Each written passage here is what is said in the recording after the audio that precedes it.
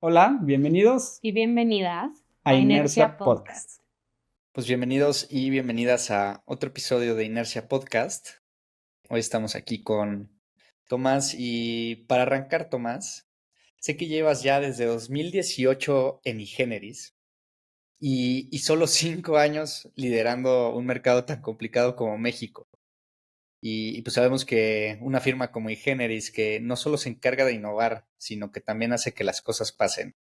Y cuando estaba investigando tu perfil, tienes un headline en tu perfil de LinkedIn que dice, soy un dreamer y un doer, ¿no? O sea, un soñador, pero a la vez un ejecutor, ¿no? Y creo que eso es un poco de lo que me he dado cuenta de eGeneris, que no solo se encarga de hacer que ideen o innoven en cosas relevantes, sino también que las cosas sucedan, ¿no? Y investigando con personas tanto de tu equipo como algunas otras personas también, decían que tienes un liderazgo a la vez práctico, pero esa capacidad de llevar ideas al mercado, que es lo que realmente te distingue.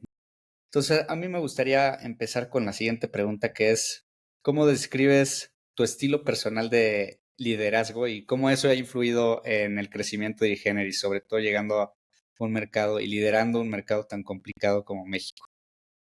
Oye, Pato, muchísimas gracias por la invitación. Para mí es un placer estar aquí en Inercia Podcast y poder compartir sobre mí, compartir sobre eGeneris y también retar a la gente que nos oye a ver cómo hacemos cosas más grandes que nos crean un futuro mejor para todos, ¿no? Yo creo que es por lo que estamos aquí, ¿no?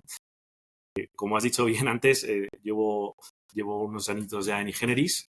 Poquito después de entrar en la oficina de Madrid, a esa empresa a la que me sumé, que éramos unos pocos apasionados de la innovación y el emprendimiento, me ofrecieron la oportunidad de venirme a Ciudad de México a abrir la oficina de acá, en este entorno tan complicado o tan diferente, ¿no? Probablemente a lo que ya tenía en Madrid. Y bueno, y decidí lanzarme, ¿no? Decidí lanzarme y a la aventura, con la misma mochila que tengo hoy en día, con las mismas ganas que tengo hoy en día, pero con mucho menos, por supuesto, con mucho menos conocimiento del mercado e incluso de cómo se innova, ¿no? De cómo se innovan las grandes empresas con las que trabajamos nosotros, ¿no?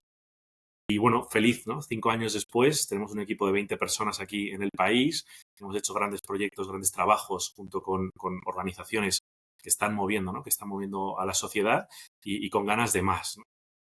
Creo que esto me encanta, ¿no? Lo que has podido hablar o conversar con algunos compañeros de mi estilo de liderazgo. Me sonrojaba un poco cuando lo escuchaba, pero creo que mi estilo de liderazgo va un poco por ahí, con el hacer juntos las cosas, ¿no? Con el no ordenar, no indicar, sino el vámonos a remangarnos, este mundo de la innovación va mucho de hacer y poco de hablar y hagámoslo juntos, ¿no? El trabajemos juntos en cualquier oportunidad, ¿no? El estar disponible, estar a disposición y estar dispuesto sobre todo, ¿no? El ser capaz de hacer juntos, ¿no? Entonces, bueno, es un poco lo que me gusta transmitir al equipo, lo que me gusta transmitir también a los clientes, al entorno con el que trabajamos, de que ganas no faltan y de que esto es algo que hacemos juntos, que es la forma de lograrlo. Buenísimo. Y bueno, ya para entrar un poco más, porque ya lo mencionamos, hay generis y sabemos que una palabra clave es innovación. Y ahorita quiero entrar a ese detalle un poco más adelante. Pero en palabras simples, ¿qué dirías que es eGeneris? ¿Qué lo diferencia de otras consultoras en torno a la innovación o otras consultoras del estilo? No sé si puedas adentrarnos a tu universo de esa manera. Buenísimo. Creo que es una pregunta que nos hacen mucho y que cada vez que nos hacen vamos modificando la respuesta, intentando hacerla más adecuada al entorno con el que vamos trabajando, ¿no? Nosotros también aprendemos a definir mejor eGeneris y a definir mejor la innovación, que es un concepto bastante abstracto y que tiene muchos usos, ¿no? Algunos con los que estoy más de acuerdo y otros menos, y creo que también es importante decirlo, ¿no?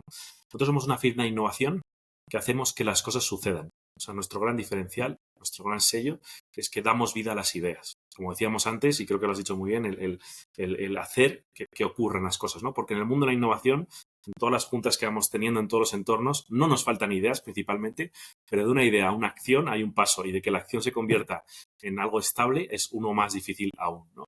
Nosotros trabajamos con grandes empresas, grandes organizaciones, en crear y lanzar al mercado nuevos productos y servicios, que siempre sean un alto impacto económico, un alto impacto ambiental y un alto impacto social.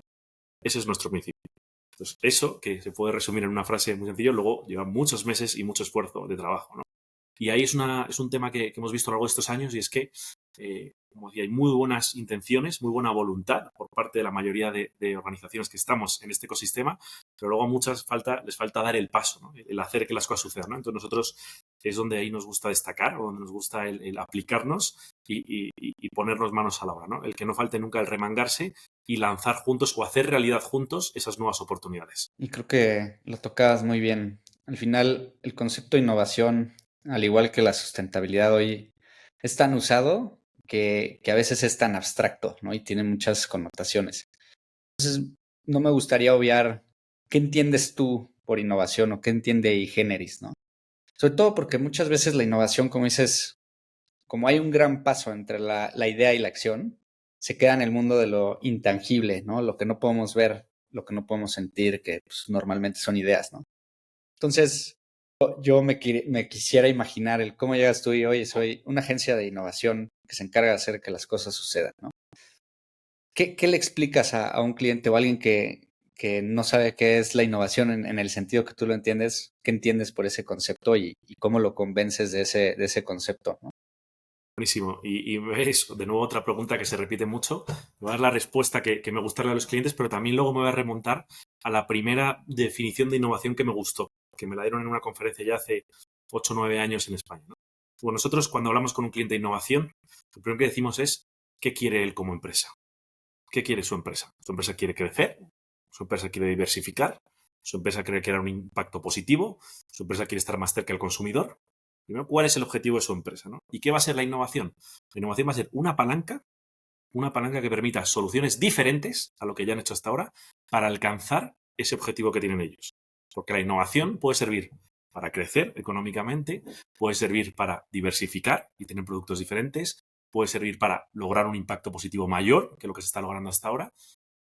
El para qué de la innovación puede ser muchos, ¿no? La innovación lo que va a ser es un medio para hacer las cosas diferentes, que aplicando tecnologías, aprovechando nuevos paradigmas del mercado y nuevas tendencias, que aplicando conocimientos o técnicas, lleguemos a soluciones diferentes que nos permitan alcanzar ese para qué de la empresa, ¿no?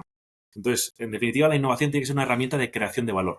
¿Qué es la innovación? Una herramienta de creación de valor para las empresas, una herramienta de creación de valor para la sociedad, que nos permite encontrar soluciones diferentes, diferentes a las que hemos hecho hasta ahora.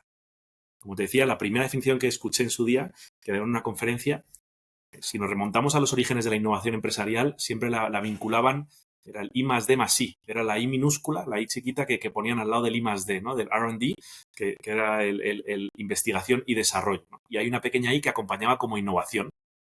Y decía un conferenciante muy claramente, decía, no, la investigación y desarrollo es gastar dinero, invertir en generar cosas nuevas, una nueva tecnología, un nuevo producto, algo nuevo. Y la innovación es lo contrario, es aprovechar algo nuevo en generar ingresos, en generar negocio. Es lo contrario, ¿no? Muchas veces entendemos que la innovación es crear cosas nuevas, pero no es así. La innovación es aprovechar cosas nuevas o crearlas como una parte del proceso para luego generar un valor. Si no existe generación de valor, no existe innovación. Entonces, esto es muy importante porque cuando uno lo va escuchando así en el entorno empresarial, entiende que es mucho más para uno, ¿no? Gracias a esos clientes que nos escuchan, entienden que esto es para ellos. Porque como empresas nos queremos diferenciar, queremos crecer, queremos estar más cerca de los consumidores, queremos entender mejor nuestro entorno y defendernos ante los competidores o ante los cambios regulatorios. Y la innovación es una gran herramienta para ello, ¿no? Entonces, me parece que lo importante es esa creación de valor y que aprovechemos todo lo que hay nuevo ahí fuera para que apliquemos y logremos esa creación de valor. Yo creo que la siguiente pregunta natural es que una vez que un cliente entiende qué es la innovación, sé que eGeneris también se enfoca en ciertas áreas clave del negocio, ¿no?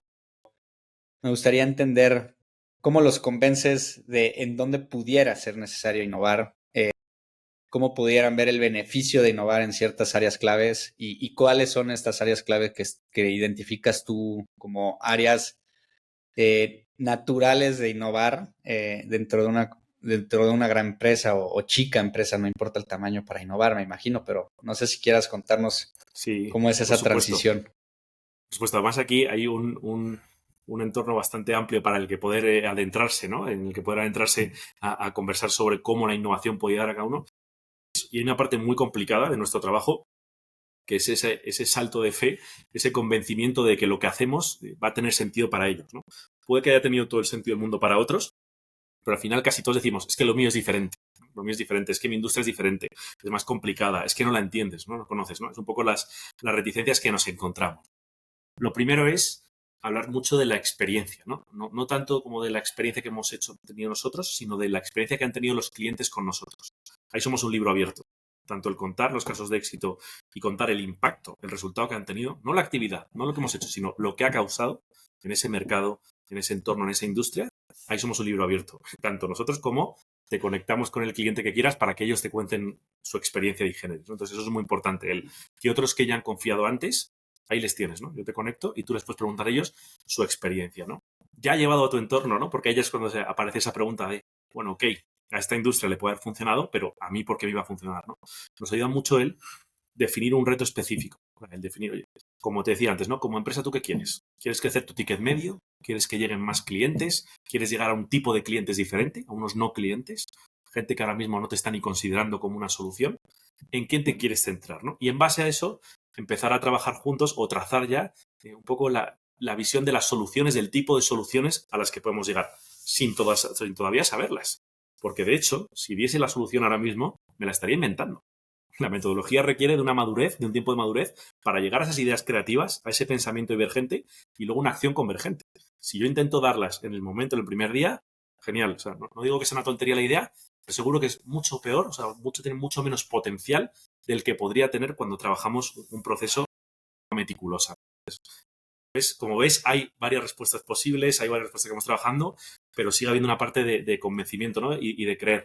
Y además aquí somos muy claros. O sea, si la empresa quiere crecer, quiere diversificar, quiere lograr ese impacto, nosotros estamos abiertos para que crean en nosotros y compartir ese riesgo y compartir ese éxito, ¿no? Pero hay una parte de convencimiento. Si no existe ese convencimiento, no merece la pena. Porque estos procesos son procesos que requieren un esfuerzo, que requieren una dedicación, que requieren un volcarse, ¿no? a esta nueva oportunidad. Y si luego no vas a estar tan vinculado con la posibilidad de solución, pues no merece la pena que lo hagas en este momento, ¿no? Entonces ahí exigimos que el convencimiento no solo sea nuestro, que creemos totalmente en ello, sino que también por parte de la empresa se apueste de verdad por ello. Y como pregunta técnica, porque desconozco estos procesos de innovación en todas las empresas e industrias, ¿creerías que hay áreas específicas donde se presenta más naturalmente la oportunidad de innovar o cualquier área de cualquier empresa es susceptible a un proceso de innovación? La realidad es que cualquiera es susceptible. Igual que cualquier industria es susceptible, cualquier área de la empresa es susceptible. Ahora bien, ¿dónde suele tener mejor encaje?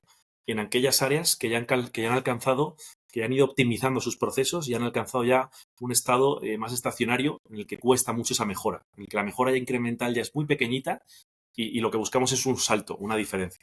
Por ejemplo, como decíamos antes, comercial. Podemos estar vendiendo a cierto ticket a tus consumidores, pero el incremento de ese ticket medio es mínimo, ¿no? Es un porcentaje muy pequeñito, ¿no? Para lograr un salto, una vez ya se ha estabilizado, para lograr un salto, pues vamos a aplicar alguna metodología de innovación. Lo mismo para la parte de producción o la parte de proveeduría o de recursos. ¿Dónde interesa? Sobre todo cuando ya has ido optimizando el proceso natural. Para donde tu negocio core, en su estado óptimo, ya está ahí cerca, y ahora lo que hay que buscar es un salto. Ya no vale el incremental, ya no vale el poquito a poco, ya no vale el más 1%. No, ahora tenemos que buscar un por 2 directamente. Ahí es donde más sentido hace. Y como ves, puede servir para cualquier área, ¿no? Normalmente nos enfocamos más en el front, de cara al mercado, de cara al consumidor, de cara a los clientes y los clientes de nuestro cliente, pero puede ser perfectamente en otras áreas también. Y pensando en un proceso de creación de ideas, de ideación, identificación de oportunidades, ¿qué tanto influye la personalidad de las personas con las que tratas? O sea, me imagino, no sé, personas más abiertas a la creatividad, pues va a ser muy, muy fácil la primera fase como de ideación, pero cuando tienes poca capacidad de ejecución, pues te enfrentas con los retos de cómo llevas o das ese salto de la idea a la práctica, ¿no? Entonces, no sé Eso si es. hay algún tipo de personalidad que sea más estratégico tratar en las empresas. ¿Cómo has visto esa parte interpersonal de la innovación? Eso es un buen reto, Pato, porque además en muchos casos, digo, a veces hay, como lo decías, ¿no? Un caso o de desconocimiento o de rechazo o de querer quedarse lejos. Y no sé si es mejor a veces eso o lo contrario, ¿no? Que es cuando el momento en el que se vuelcan, pero están aplicando metodologías de un corporativo, ¿no? O de un negocio mucho más estable en un emprendimiento, con lo cual a veces pues lo puedes frenar o lo puedes bloquear. Ese es uno de nuestros grandes retos y por eso es muy importante que nuestro equipo cuente con todos los skills necesarios para poder ser autónomo. ¿Significa que lo haga siempre autónomo? No, para nada. Co-creamos con nuestros clientes, co-creamos con las organizaciones, pero nosotros tenemos que ser capaces de suplir. ¿Que tenemos un cliente más creativo? Fenomenal, bienvenido. Participa más de las generaciones de ideas, participa más de tus ideas, pero yo me tengo que hacer cargo de que esas ideas tan buenas y tan que están volando por el aire luego sean viables, luego sean factibles, que luego sean realizables. Que tienes un cliente más hands-on o que es capaz de lanzarse más a construir, fenomenal, vamos a aprovecharlo. Vamos a aprovecharlo, vamos a aprovechar ese equipo. Pero antes tengo que encargarme yo de esa fase creativa, ¿no? Entonces, bueno, es muy importante, como decía antes, ese pensamiento divergente, esa acción convergente, esa capacidad de moverse en la incertidumbre, que nuestro equipo la tenga, ¿no? Que cualquier miembro del equipo la tenga y que aproveche, por supuesto, los skills del que está enfrente. Nunca para restar, sino todo lo contrario. Vamos, esto, como decía, es una co-creación, es hacerlo entre varios y además ahí aporta mucho esas diferentes visiones y esa experiencia previa de la industria. Nosotros llegamos, vamos a entrar en la industria de automoción, en la industria de movilidad, en la industria de energía, en la industria de alimentación. Nosotros no somos expertos en industrias, nosotros somos expertos en innovación. Vamos a apalancarnos de lo que sí que ya saben en esa industria, ¿no? Ese cliente.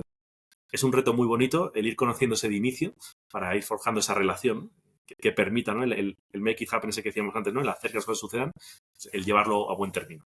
Voy a pasar a una siguiente sección porque creo que esta parte me ha quedado muy clara de cómo convences a alguien de qué es la innovación, la oportunidad de innovar dentro de las empresas, esta parte también de qué personas son las que te ayudan a agilizar o no ese proceso en caso de querer innovar. Y hay un concepto que Aquí de ustedes todos modos, tienen. Pato, antes de saltar a la siguiente Adelante, fase, adelante. cualquier feedback que nos des tú o cualquier oyente, bienvenido. O sea, digo, entre todos, súper importante, la innovación es un deporte de equipo. Y lo repito, la innovación es un deporte de equipo. Y todo lo que nos ayuda a aprender a nosotros a Generis o ayudemos a otros a aprender, bienvenido, ¿no? Entonces, aquel que tenga formas de explicar diferente la innovación, aquel que tenga algunos skills clave para innovación, o sea, estoy feliz de escucharlo, de compartir mis aprendizajes y de que juntos sigamos construyendo este ecosistema. Buenísimo, pues ahí queda la invitación abierta a quien nos esté escuchando para que te manden un mensaje. Al final nos pasas tus datos de contacto, pero voy a pasar a esta siguiente fase. Tienen un concepto que me llamó mucho la atención, que es el Corporate Venture Building, ¿no? No sé si la traducción en español sería algo como construir emprendimientos dentro de las grandes empresas o ahorita nos contarás cómo lo están viendo. Pero me gustaría entender cómo cae dentro de la innovación este concepto, ¿no? Para quienes nunca lo hayan escuchado, ¿qué significa? ¿Cuál es su importancia? ¿Cómo se diferencia con otras formas de innovación? No sé si quieras empaparnos un poco de esto. De hecho, ya el propio término es complicado. Nosotros ahora mismo lo estamos traduciendo como Venture Building corporativo, que como ves no es una traducción total, sino que simplemente es una adaptación, ¿no? Es interesante porque Generis nace hace 13 años y cuando nace Generis, que ya hacíamos lo mismo o hacíamos cosas muy parecidas, no existía este término, sino que nosotros nos hemos ido como adaptando al término y nos hemos dado cuenta de que el mercado venía definiéndolo así y nosotros pues nos hemos subido, ¿no? Nos hemos subido a liderar esa nueva oleada. Porque además el Venture Building corporativo viene como, es una siguiente ola que está llegando para ayudar a los corporativos, como decía, a la creación de valor a través de la innovación. Diferencias con otros mecanismos, ¿no? El Corporate Venture Capital, por ejemplo, el Open Innovation, los Challenge o Hackathon que hay internos, el intraemprendimiento. Bueno, hay diferentes mecanismos de innovación. Es difícil decir si uno es mejor o peor que otro. Lo que está claro es que tienen objetivos diferentes y se combinan muy bien entre ellos. Trabajamos con empresas que tienen varios de estos mecanismos creados, con equipos incluso independientes, y otras, en cambio, que no tienen ninguno creado y se van lanzando un poco a lo que ven. En concreto, el Corporate Venture Building, ¿qué ventajas tiene, ¿no?, sobre otros mecanismos y por qué tiene mucho sentido? Lo primero, porque estamos creando nuevos negocios basándonos en las competencias clave de la empresa. No estamos buscando lo que ya exista para invertir, no nos estamos adaptando a un emprendedor, no. Estamos creando algo en base a cómo es ya la empresa. ¿Y qué influye de esa empresa? Pues como decía antes, el objetivo que tenga, no es lo mismo querer crecer que querer diversificar, que querer tener un impacto mayor en la sociedad o en el medio ambiente. Y por otro lado, aprovechar las competencias clave. No hay otros mecanismos que aprovechen también las competencias clave como el Corporate Venture Building. Es decir, todo aquello que como organización hemos ido generando, ese legado que hemos ido generando, conocimientos técnicos, esa red de partners y de proveedores, esa red de clientes, esa marca. O sea, es que la marca es una competencia clave. toda esa competencias clave que podemos tener se ponen en valor a la hora de crear nuevos negocios para nosotros, ¿no? Para esa organización. Ese es el primer punto clave. El segundo, que al final el negocio tiene como objetivo ser propiedad completa del corporativo. Aquí no estamos hablando de apostarle a un poquito de un nuevo negocio y hacer una inversión de alguien que tiene el control. No, hablamos de tener el control y, por lo tanto, de tener el beneficio. ¿Somos los únicos que participamos de ese nuevo negocio? No. Podemos invitar a otras empresas, podemos invitar a proveedores, podemos invitar a inversores. Puede haber algún inversor que simplemente tenga una participación económica. Pero al final, como corporativo, ¿no? Ese cliente que trabaja con nosotros tiene el control. O sea, es quien arma el rompecabezas y quien decide hacia dónde va ese negocio, ¿no? Entonces, eso es muy relevante porque es crear nuevas líneas de negocio, pero como decía, con tus objetivos, con tus competencias clave y con el control sobre ellas, ¿no? Entonces, eso es una de las principales diferencias. Por supuesto que se acopla con otros mecanismos. Hemos visto ya varias veces este año que una vez ya estamos lanzando un nuevo negocio, es que justo ahora, para este rompecabezas que estamos armando, necesitamos un proveedor. Porque nosotros no sabemos hacerlo y no sabemos quién está en el mercado. Pues lanzamos un programa de Open Innovation, vamos a ver innovación abierta, qué startups están dando ese servicio y le sumamos al equipo. Por supuesto, ¿no? Empezamos ahí a colaborar y sumamos esa competencia que tiene esa startup, la incorporamos en nuestro portafolio, en nuestro servicio. Ahí se va acoplando con otros mecanismos. Entonces, es súper interesante porque al final es un eje troncal en la innovación de una empresa que requiere, ¿no? Como decíamos antes, de un esfuerzo, ¿no? De un convencimiento, pero los réditos que da, los beneficios que genera, el valor que genera para la empresa es altísimo. Porque al final el tener el control total y el decidir hacia dónde va y estar alineado completamente con el origen y con el destino que va a tener es súper valioso. No me queda más que preguntar también, pues al final, en un mecanismo así, también el riesgo total es para la empresa, ¿no? O sea, también hay un juego con control de riesgos. Eso es. Y el riesgo, nosotros compartimos el riesgo, ¿no? Y de hecho, las colaboraciones que realizamos con las empresas, nosotros vamos de socios. Y ir de socios, ¿qué significa? Compartir el riesgo y el beneficio. Que si esto llega hasta este punto, que logra estas cifras de venta o que logra este éxito en el mercado, pues vamos a compartir ese beneficio. Y si no lo logra, o si se queda la idea antes por el camino porque no gusta, no convence, pues nosotros nos vamos a retirar antes y no vamos a tener ese mismo beneficio, ¿no? Entonces, nosotros queremos hacer partícipes y nos invitamos, ¿no? a nuestros clientes a ser socios en esta aventura. Y aunque a priori pueda parecer que hay un riesgo muy fuerte, o sea, sí lo puede haber en algunos recursos como el tiempo, porque lanzar un nuevo negocio lleva un tiempo, pero no tanto en inversión, porque al final la inversión que tú haces para tener el 100% de un nuevo negocio, comparado con la que tendrías que hacer para tener una participación del 5 o 10% de una startup que ya está en el mercado, es que son equiparables y aquí tú tienes el 100%. Sí, tienes un riesgo, sí, pero tienes el 100%. En la otra tienes el 5 o 10% y encima no decides sobre esa startup. Porque hay un emprendedor, hay un líder, hay un CEO, founder o el perfil que sea que va a decidir hacia qué rumbo va esa startup, ¿no? Y que estás depositando tu riesgo en esa persona o en ese equipo fundador, ¿no? Entonces, por supuesto que hay un riesgo. Y si decimos que no lo hay, sería mentir. En la innovación implica riesgo. Regresando antes a la definición de innovación implica riesgo. Y eso es importante, ¿no? Pero ese riesgo es al final el que nos va a dar esos réditos, ¿no? Esa creación de valor. Entonces, por supuesto que lo hay, pero no es mayor ni mucho menos que en otros mecanismos. Incluso yo diría que lo contrario. Digo, y complementándote y pensando, el no innovar también implica muchos riesgos, ¿no? Bueno, Y tenemos muchos ahí no ejemplos. hemos entrado, pero ese es un gran riesgo y de hecho hemos visto algunos casos en los que no innovar, ya no que sea un riesgo para que la empresa tenga una quiebra o algo de verdad grave, pero el perder la oportunidad. Hay algunos entornos. Su día en el pasado hemos trabajado con el mundo de la movilidad en España y ver cómo llega la movilidad eléctrica y había un gap para la movilidad a gas, por ejemplo, y alguna empresa no lo aprovechó. Esos espacios de oportunidad que a veces son temporales, ¿no? Y dices, oye, es que este año y el próximo esto es una gran oportunidad, o entramos ya o va a dejar de hacer sentido, es el riesgo de no innovar, ¿no? De no estar ahí. Y por supuesto que ese siempre está y sobre todo que es que además ese es verdad que es muy difícil de medir, pero es que es amplísimo. Sí, no, me queda mucho más claro y le podríamos preguntar a un Kodak o a un BlackBerry cuál fue el costo de no innovar, ¿no? Todos Sobre todo conocemos viendo los esos casos, que luego algunos se reinventaron, ¿no? Y de hecho han llegado a buenos términos y han logrado entrar en otros mercados o reinventarse, pero vamos, en su día, aquellos que les pasó por delante la cámara de fotos digital o el celular, el teléfono móvil u otros avances y no lo canalizaron, la oportunidad, la pérdida por no hacerlo es mucho mayor. Voy a retomar un punto porque quiero destacarlo de manera práctica, cómo sucede. Decías, nosotros para hacer un venture building en un corporativo, sacamos las competencias claves. Me gustaría saber cómo sucede eso, ¿no? ¿Cómo identificas estas competencias clave? ¿Cómo identificas estas oportunidades de innovar y sobre todo de crear negocios dentro de las empresas? ¿Cuál es este proceso de transformar estas oportunidades y capacidades en un negocio rentable? Aquí buenísimo, Pato, porque esta más nos daría para una, dos, tres sesiones y yo encantado de, más de libro abierto, la metodología. Hay dos patas principales, ¿no? Una que es la empresa y otra que es el mercado. Voy a hablar primero de la empresa. La empresa, ¿en qué nos basamos? En las competencias clave, que son aquellas habilidades, aquellos recursos que tiene una empresa y que muchas veces se está poniendo en valor en el negocio core, pero ni siquiera se es del todo consciente de lo valiosos que son y mucho menos se están aprovechando para otras cosas. Aquí, por ejemplo, en México hemos trabajado con Estafeta. Estafeta va todos los días a todos los lugares de México. Más del 90% de México está llegando una camioneta de Estafeta. Eso es una competencia clave. Y en su día, cuando trabajamos con ellos, vimos otras competencias clave.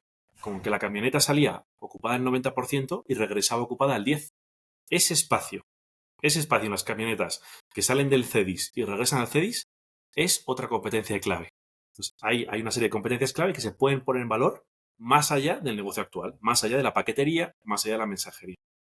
Hay varios ejercicios para esto. A mí lo que me gusta mucho es el juntar a perfiles que llevan tiempo en la empresa y otros que son muy recientes, que acaban de entrar, y que destaquen cuáles son los hitos más importantes de esa empresa. ¿De qué están orgullosos ellos de los últimos 5 o 10 años? Pues estamos orgullosos de la apertura de no sé cuántas tiendas o de centros de producción.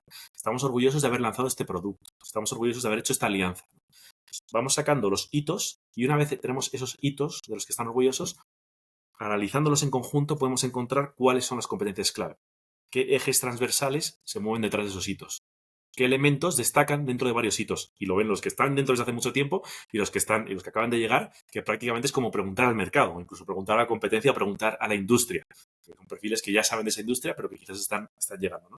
Entonces, analizando esos hitos, sacamos, no digo que todas, pero algunas de las competencias clave. Y luego hay otros ejercicios que son también muy interesantes de hacer. Entonces, digo, esta parte primera que es la parte de la empresa, competencias clave. Y luego la segunda parte que es el mercado. ¿Dónde está la oportunidad? ¿No?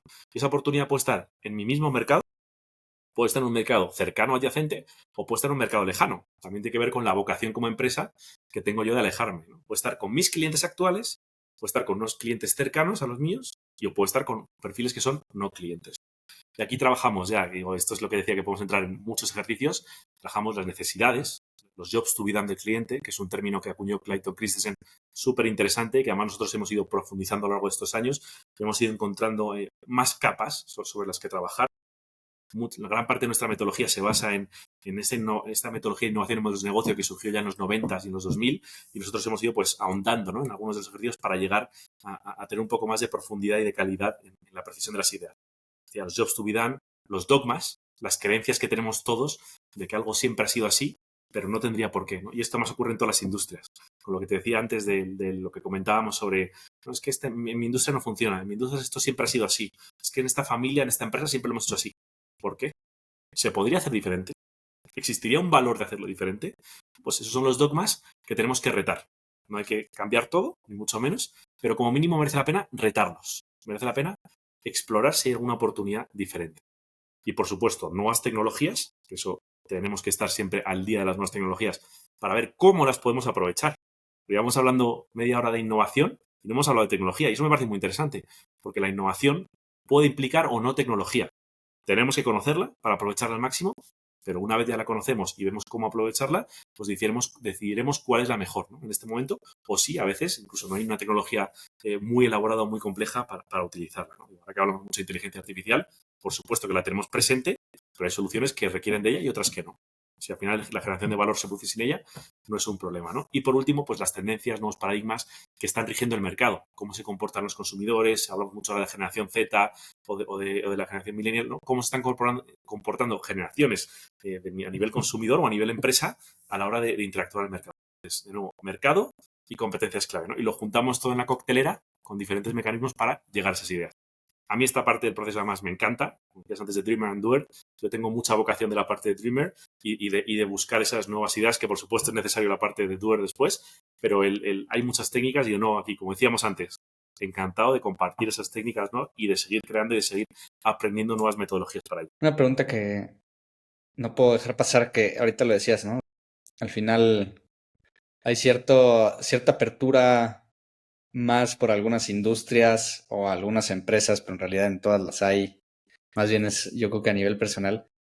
Tú que vienes de España y llegas a México, ¿ves esa diferencia con, no sé, empresas públicas o empresas privadas grandes?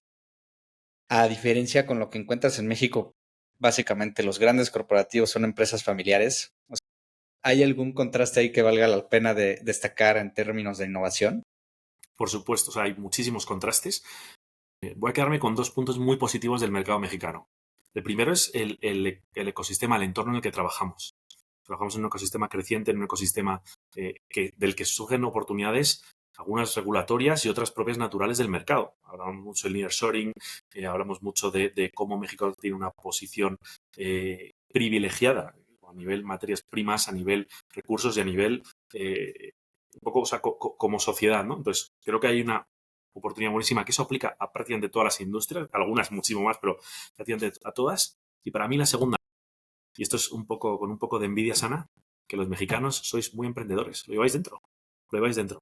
Y eso se contagia a las empresas. Esas empresas familiares que decías ahora, es un gusto trabajar con empresas familiares mexicanas. Ese carácter emprendedor que se impregna, ¿no?, en el carácter de la empresa. Ya no solo es del líder, ya no solo es del fundador o de las siguientes generaciones, es que lo tiene la propia empresa. Y eso es maravilloso. O sea, las posibilidades que tenemos en México, gracias a esa capacidad, a esa visión de futuro, de querer más, de querer hacer más y mejor las cosas, eso es maravilloso, ¿no? Entonces, hay más diferencias seguro, pero para mí esas dos, de un mercado, un entorno favorable y el espíritu emprendedor del mexicano, que eso, como decía, me parece que es algo para halagaros, ¿no? Y yo en 5 años me he tenido la oportunidad de conocer muchos emprendedores y muchos corporativos, y dentro de todos ellos puedo encontrar ese elemento en común. A mí me encanta y yo lo veo como una gran oportunidad, como una gran ventaja. Vamos a aprovecharla todos. Me voy a quedar con esa última parte que dices, hacer algo más y mejor, ¿no? Creo que se conecta muy bien con las tendencias de las cuales hablas, tanto de consumidores, regulatorias, ¿no?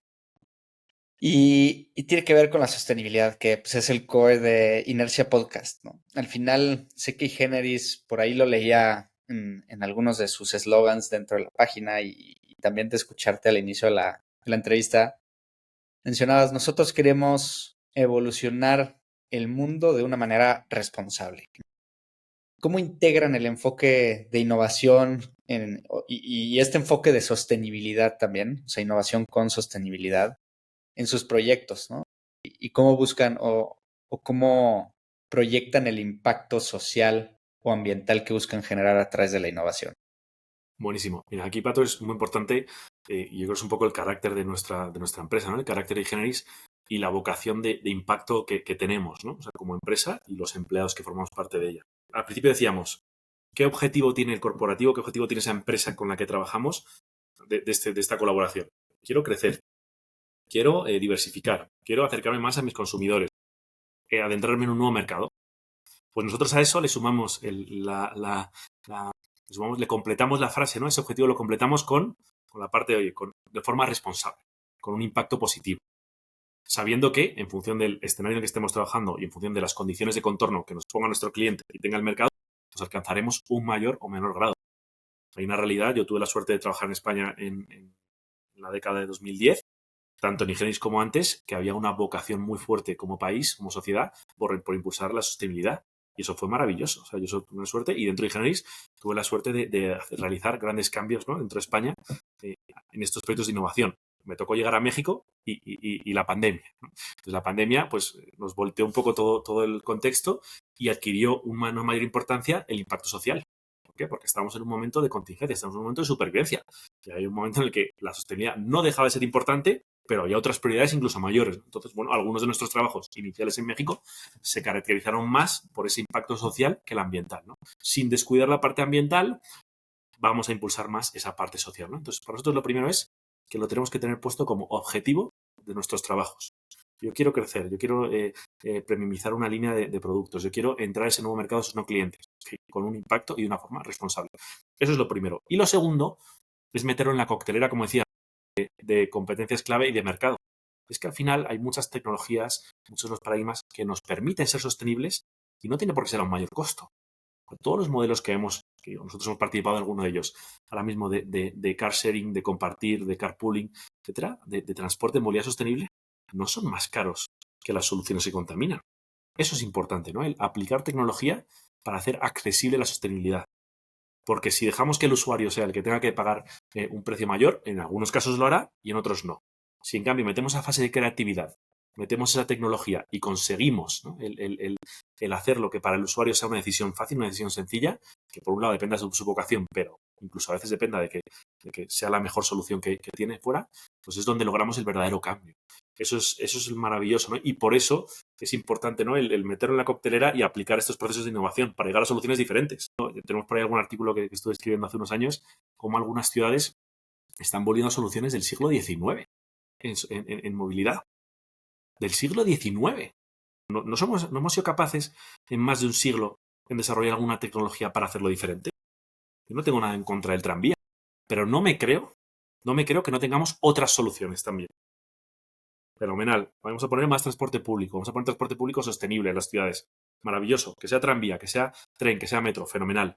Pero no somos capaces de complementarlo con algo que hayamos descubierto a lo largo del último siglo o siglo y medio. Entonces, por eso, ¿no? Esa importancia de meterlo en la coctelera y de ser conscientes, ¿no? De trabajarlo. No va a salir la idea de una conversación entre tú y yo, no va a salir una idea de una conversación con el cliente, no. Va a salir de ser meticulosos con la metodología y de trabajarla bien. De tenerlo como objetivo y de llegar, o sea, de trazar un camino para llegar hasta ello. Y de esa forma llegaremos a soluciones, como decía antes, car sharing, carpooling, movilidad eléctrica, movilidad compartida, movilidad sostenible, que permitan un cambio, que logren un cambio en nuestras ciudades, que lo necesitan la mayoría. Yo en la Ciudad de México soy consciente de que lo necesitamos y que lo podemos lograr. Y es que además estamos viendo ya como soluciones hoy en día, y me encanta, ¿no? Que se vean como la ecobici, como otras soluciones de movilidad compartida, que se están acercando, ¿no? y que están mejorando nuestro entorno. Vamos a ello. Y aquí de nuevo deporte de equipo, porque esto es un empuje que tenemos que hacer como sociedad, ¿no? Y como empresas que movemos esta sociedad y buscar esa sostenibilidad, porque vamos, es un reto que tenemos todos y que si aplicamos estas metodologías que nos permiten llegar a soluciones diferentes, pues podremos lograrlo de forma más rápida, ¿no? Que si solo estamos con lo de siempre, volveremos al siglo XIX, pero no será suficiente. Sí, y muy interesante porque al principio decías, innovar no necesariamente significa crear nuevas cosas, ¿no? Y a mí me ha quedado muy claro últimamente evaluando proyectos pues que tengan esta connotación de un impacto ambiental positivo. Muchas veces lo que tienes que hacer es voltear a ver a la naturaleza, ¿no? Y la naturaleza no es que sea algo nuevo, ha evolucionado al mismo tiempo que nosotros, pero es regresar a los básicos, ¿no? O sea, back to basics y me queda muy claro cómo sí hay ciertas industrias que son susceptibles a esa tecnología, revolución tecnológica, lo estamos viendo con la inteligencia artificial, lo estamos viendo con la desalinización del agua, ¿no? Y otras que es, Totalmente. no necesitas inventar algo nuevo, necesitas regresar a los básicos, ¿no? Necesitas regresar a la naturaleza y ver que así son los procesos naturales. Entonces, igual aquí lo que me gustaría, partiendo de predicar con el ejemplo como lo hace iGeneris, de nos gusta el mundo de las ideas, pero nos gusta el puente hacia las acciones. Entonces, ahorita hemos platicado mucho sobre la innovación, sobre la sostenibilidad, sobre el corporate venture building. No sé si aquí quieras contarnos algunos ejemplos particulares de cómo se ve esta realidad de innovación en iGeneris y sobre todo con este componente de sostenibilidad que quieras destacar, adelante. Buenísimo. Ahí yo aquí además me clavaría a contar 1000 casos, ¿no? Porque hemos trabajado con el mundo del agua, tanto en la fase de consumo como en la fase de tratamiento, ¿no? Y de recuperación del agua. Hemos trabajado el mundo de la energía, el mundo de la energía fotovoltaica de autoconsumo distribuido, el mundo de la energía como el hidrógeno verde o el amoníaco verde, que son combustibles que están llegando. Hemos trabajado en el mundo de la movilidad, como decía, en varios entornos. Tenemos casos de éxito en muchos sectores y de verdad que me encantaría contar todos, ¿no? A mí uno que me gusta mucho y en el que sí me voy a centrar es Avicor, que es una solución para volar sostenible. Y aquí el otro día, cada vez que lo cuento en alguna conferencia esto, les pregunto que cuando aparece Taylor Swift en LinkedIn, ¿por qué motivo es? Suele ser con un avión o vinculado a alguna imagen que representa todos los viajes que hace o incluso algún meme que caricaturiza esa situación. Y es una realidad que hoy en día los negocios y nuestra actividad requiere de movimientos y desplazamientos que algunos a día de hoy son inevitables que sean en avión. Yo cuando voy a España a ver a mi familia no me puedo permitir dedicarle el tiempo, los días o semanas que requeriría ir en barco, ¿no? Entonces, evidentemente, me desplazo en avión, ¿no? Y estamos acostumbrados a decir que el avión es contaminante. Y la realidad es que sí, a día de hoy, la mayoría de aviones son contaminantes porque el combustible que utilizan viene de un origen del crudo, del petróleo, y viene, o sea, tienen ese origen. Entonces, por lo tanto, es un combustible que contamina. Pero no tendría por qué ser así, ¿no? Y la realidad es que ya existen combustibles que son limpios. Se llama SAF, SAF, Sustainable Aviation Fuel, que están hechos de diferentes vegetales. Hay diferentes combinaciones en las que se puede lograr, ¿no? Y que siempre que se ha respetado en el proceso productivo las emisiones, ¿no? Pues por supuesto que son combustibles sostenibles. Pero es que esto no es nuevo de hoy, ni de ayer, ni de cuando creamos Avicor, que estoy hablando del 2020, ¿no? Esto tenía ya más años. ¿Qué pasaba? Que no había un interés por parte de nadie de impulsarlo. Las aerolíneas no querían, porque al final las aerolíneas tienen una PNL muy ajustada y ponerse a gastar más no hay forma. La realidad es que es verdad que su PNL, pues tener un coste mayor, porque el SAF cuesta más que el combustible tradicional, que el jet, no es evidente, ¿no? El poder incorporarlo de forma tan sencilla, ¿no? ¿Qué hicimos nosotros ahí? Darle la posibilidad al consumidor, darle la posibilidad al cliente, bien sea un cliente empresa, bien sea un cliente particular, de decidir si quiere volar sostenible. Esa casilla que nos aparece ahora a veces de ¿quieres compensar tu huella de carbono? Eso no vamos a decir que está mal porque es un paso adelante. Yo voy a ayudar a plantar árboles o algún proyecto de compensación para evitar, o sea, para que lo que he consumido, lo que he causado un mal, pues por otro lado, porque es en otro sitio, haya un bien, ¿no? Que lo compense. Esto es un paso más allá. Es una casilla de ¿quieres sustituir tu combustible? ¿Quieres que el combustible que entra ese día en el aeropuerto para el equivalente a tu asiento, el equivalente a lo que tú vas a consumir por tu asiento y por tu equipaje, sea verde? ¿Estás dispuesta a pagar un poco más por ello? ¿Y qué nos encontramos en su día? Que por supuesto, que hay gente dispuesta a pagar por ello. Una parte, consumidores particulares, conscientes, preocupados por el medio ambiente, pero sobre todo una cantidad de corporativos, de empresas que dicen, mi huella de carbono, mi compromiso ambiental que estoy midiendo en todo momento y que estoy teniendo en cuenta y estoy publicando ante los accionistas, cada vez que mando un directivo Madrid-Londres o Madrid-Nueva York, ¿qué pasa? ¿Que dejo de cumplirlo? Yo voy a invertir en Avicor y mis directivos van a viajar con Avicor. Mis empleados van a viajar con Avicor. Y voy a marcar la casilla para que cada vez que se monte en un avión, el combustible que entra en ese vuelo sea más sostenible. ¿Qué ha ocurrido en estos 4 años? Que ahora ya sí que hay acuerdos con aerolíneas. Ya estamos trabajando con aerolíneas. Ahora ya sí, ¿no? Ahora ya hay un interés ¿para qué? Para ofrecérselo ellos a sus viajeros. Y por supuesto que nosotros decimos que sí. Cuanta más gente alcancemos, mejor. Este verano pasado ya había decenas de miles de pasajeros que en España estaban volando con Avicor. Ya es una gran cifra. ¿Qué más está ocurriendo? Que cuanto más consumo de combustible sostenible hay, más productores hay y baja el precio. Lo hacemos más competitivo. Y esto es un empuje, ¿no? Como industria. Cada vez va a ser más fácil o más cercano viajar, ¿no? Yo animo siempre en mi conferencia y me encanta que la gente que lo escuche, si alguno tiene relación con Taylor Swift, que no deje de hacer conciertos, que no deje de hacerlos, que marque la casilla de Avicor. Es lo que necesitamos, que marque la casilla de Avicor, que su vuelo sea sostenible, no tiene que dejar de viajar. Lo mismo nosotros, no hay que dejar de viajar, lo que hay que hacer es viajar sostenible, porque es posible, ¿no? Entonces, para mí es un caso de éxito muy relevante porque estamos acercando a la gente a esa vocación de viajar o esa necesidad de viajar, laboral o personal, a que sea de una forma diferente, a que sea de una forma comprometida con el medio ambiente. No compensando, que es un avance, ojo, es un paso, es un buen avance, sino sustituyendo, no realmente dejando de contaminar. Y para mí es un caso precioso y que ojalá, digo, que Avicor ya está disponible en los aeropuertos de España. Estamos intentando llevarlo a muchas más regiones, a muchos más países. Ojalá hoy en día, dentro de poco, todos podamos clicar esa casilla. Esperamos verlo pronto en México. Eso es. Pero no, creo que es un ejemplo particular. Sé que tienen varios, no sé si quieres algún otro ejemplo antes de pasar ya a la última fase de esta increíble entrevista. No, o sea, vamos, como decía, podía entrar en muchos más. Creo que sí merece la pena contar un poco, ¿no? Para nuestro público de México o público de la región, algún caso aquí de impacto social. Nosotros estamos trabajando con Ensamble Artesano desde hace muchos años. De hecho, nosotros estuvimos en el origen de Ensamble Artesano. El compañero Javier, la verdad que ahí estuvo en los inicios. En aquel momento, en la contingencia de la pandemia, se nos acercó Fundación Haciendas del Mundo Maya y nos transmitió la emergencia. O sea, los artesanos sin turismo no pueden vender, no tienen llegada. Muchas familias de México se sustentan, viven de la venta de artesanías. Y si no hay turismo en Mérida, si no hay turismo en Oaxaca, no tienen forma, ¿no? Entonces dijimos, oye, vamos a hacer una alianza. Es un proyecto que hicimos además en alianza con la fundación y que nosotros pusimos de nuestro equipo y todo por el bien del proyecto y por el bien de los artesanos. Ellos se encargaban de la coordinación, por un lado, de los artesanos y del inventario de los artesanos, y nosotros nos encargábamos de la comercialización, de darle salida. Ellos se encargaban de agrupar a esos artesanos y hacerles formar parte de la organización de ensamble artesano, y nosotros nos encargábamos de hacer llegar a los diferentes perfiles de clientes, tanto en México como fuera, las piezas, esas piezas maravillosas de artesanía que tenemos en México, que es una suerte. Yo tengo la casa llena de artesanías mexicanas.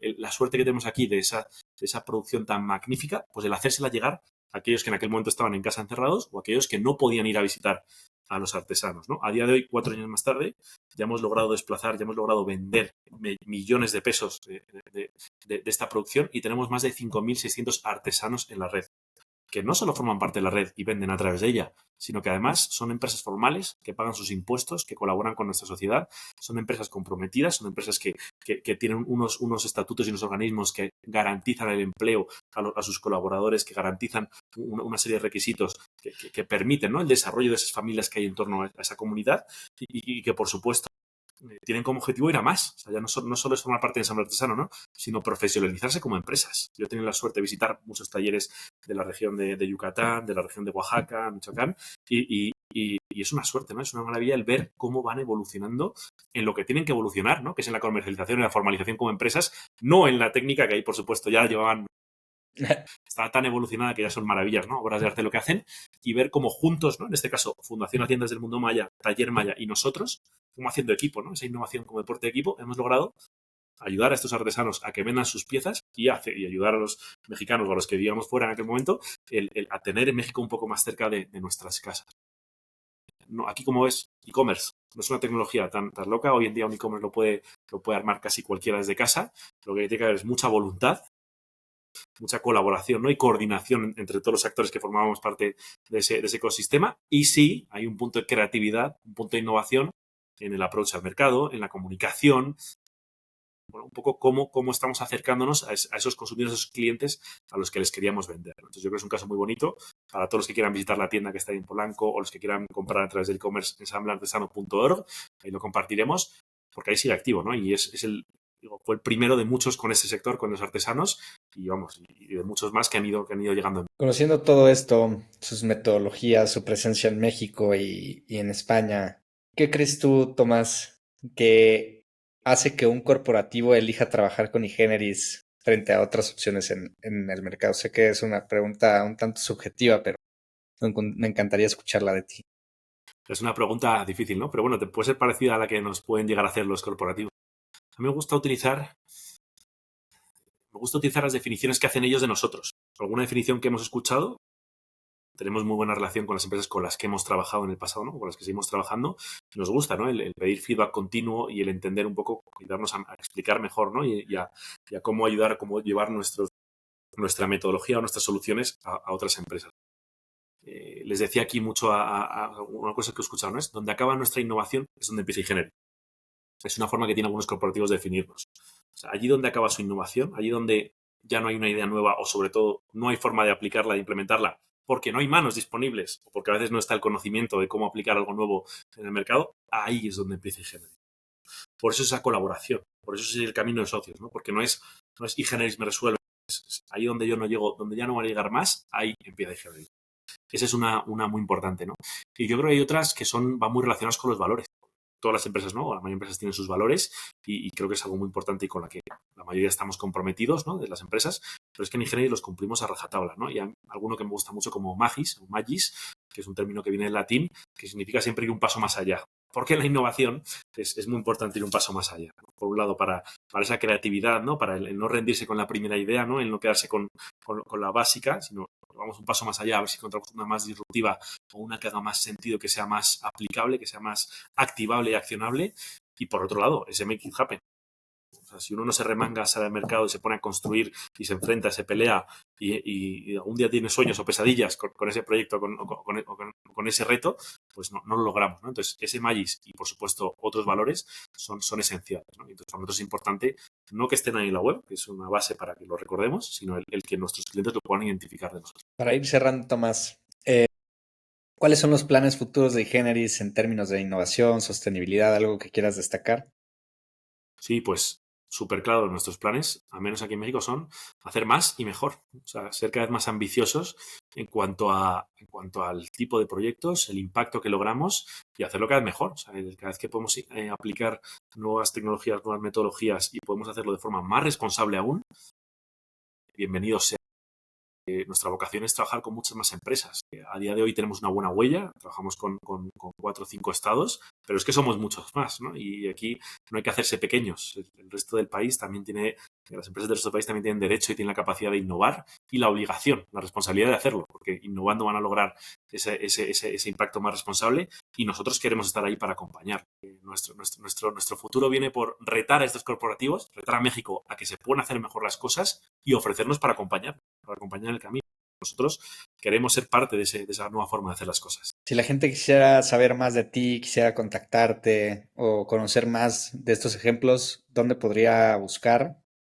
Por supuesto, ahí la forma más accesible es el LinkedIn, que es en el que está pues toda la información y encantados también de compartirles, como decimos, nuestra oficina aquí en México es puertas abiertas. Siempre bienvenidos, siempre encantados de tomar un café y hablar, ¿no?, sobre estos nuevos retos, de compartir aprendizajes, de construir un equipo más allá del de iGeneris, ¿no? Esa red que estamos tejiendo aquí en México, que estamos tejiendo en toda Latinoamérica, que siga ampliando, ¿no? Entonces, a la puerta de mi despacho, digo despacho porque nosotros trabajamos en un espacio abierto, no tenemos un despacho cada uno, está siempre abierta, ¿no? Y encantados de recibir para un café virtual o presencial a cualquiera que le interese este mundo. Y por último, Tomás, ¿qué mensaje le darías a una empresa, a un emprendedor que esté considerando la innovación como una herramienta clave para el crecimiento, para la sostenibilidad? Buenísimo, ¿no? Yo creo que un emprendedor, lo primero le daría las gracias por lanzarse, porque ya es alguien que es un valiente, ¿no?, a la hora de aventarse ese riesgo que comentamos al principio. Y por otro lado, le daría las gracias, le mandaría ánimos y le haría la pregunta, ¿no? Le cuestionaría si está siendo responsable, o sea, si está teniendo una visión responsable a la hora de lanzar su negocio. Porque el emprendedor se va a enfrentar a decisiones muy importantes y muy críticas de su negocio, de supervivencia. Porque al final es una cuestión de supervivencia del negocio, en el que puede tener la tentación de no tener esa visión responsable o esa visión sostenible. Le haría ese reto, ¿no? Si está preparado, le haría esa pregunta. Si se ha cuestionado o está preparado para tomar esas decisiones y cómo de comprometido va a estar. Pero por supuesto, como he dicho antes, las gracias y mandarle ánimos por lanzarse, ¿no? Y para un corporativo, pues aquí sería exigente, yo sería retador, porque creo que podemos hacer las cosas mejor. No digo que las estemos haciendo mal, ni mucho menos. Hay muchas empresas que están dando grandes pasos, pero se puede hacer más. Y eso es importante, ¿no? Y en materia de innovación, ¿no?, conectado con la sostenibilidad, a veces tendemos a medir nuestra innovación solo por actividad. ¿No? Hemos conocido tantas startups, hemos estado en tantos foros. Ok, eso es un paso. ¿Pero dónde están los resultados? ¿Cómo es tu huella de carbono hoy respecto a hace unos años? ¿Cómo es de responsable tu solución respecto a hace unos años? ¿Cómo integrado está en la cadena de valor aquellos más desfavorecidos o aquellos que pueden necesitar más de la sociedad de ti? ¿Cómo has avanzado en eso, no? Resultados. Aquí soy exigente con los corporativos, igual que me gusta que ellos lo sean conmigo y con el equipo, en que podamos hacer las cosas aún mejor, ¿no? Y crecer, o sea, que podemos crecer, que podemos ser empresas más grandes, que podemos ser empresas más rentables y podemos hacerlo mejor, ¿no? Entonces, bueno, yo creo que es un mensaje fuerte para todos y un mensaje que, por supuesto, se puede trabajar y se puede canalizar y se puede lograr esos grandes éxitos. Pues muchísimas gracias, Tomás, por todo tu tiempo. Creo que aclaras un concepto que se escucha todos los días, pero que a veces es difícil de comprender y nos los dejaste de una manera muy clara, con lo que implica en términos de oportunidades, de retos, ¿no? Cómo se liga con la sostenibilidad y para mí fue una plática súper enriquecedora, entonces agradecerte y pues espero verte pronto. Al revés, gracias a ti, Pato, y al equipo de Inercia. Es un placer, encantados de seguir conversando, de seguir profundizando, seguir andando con ustedes y con toda la gente que nos está escuchando y nos va a escuchar. Y que, como decíamos, deporte de equipo, ¿no? Que sigamos todos juntos trabajando en esto. Hasta luego. Muchas gracias. Bye.